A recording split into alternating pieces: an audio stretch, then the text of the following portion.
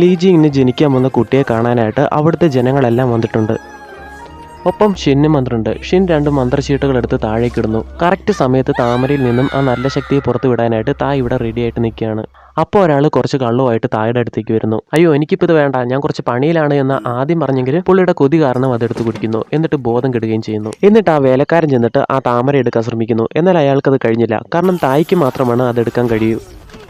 ഈ സമയം പ്രസവം നോക്കാൻ വന്നവര് സമയം ആയിക്കൊണ്ടിരിക്കുകയാണ്. വേഗം തന്നെ ആ മന്ത്രം ചെല്ലണമെന്ന് പറയുന്നു. ലീജിങ് ചെന്ന് നോക്കുമ്പോൾ തായ് ബോധം കെട്ട് നിലത്ത് കിടക്കുകയാണ്. ഇയാൾ കുടിച്ച് ബോധം കെട്ട് കിടക്കുക. ഇയാളെ എഴുന്നേൽപ്പിക്കണമെന്ന് വേലക്കാരൻ പറയുന്നു. ലീജിങ് ആ കാര്യം ഞാൻ നോക്കിക്കോളാം എന്ന് പറഞ്ഞ്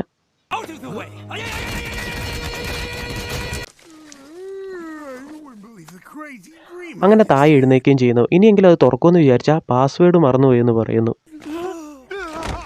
ഇനി ഇതായിരിക്കോ അല്ലെങ്കിൽ അതായിരിക്കോ എന്ന് പറഞ്ഞ് 4 തവണ പാസ്വേഡ് അടിച്ച് തെറ്റിക്കുന്നു. 5ാമതും അടിച്ച് തെറ്റിച്ച് അടുത്ത 10 വർഷത്തേക്ക് ഇത് തുറക്കാൻ കഴിയില്ല എന്ന് പറയുന്നു.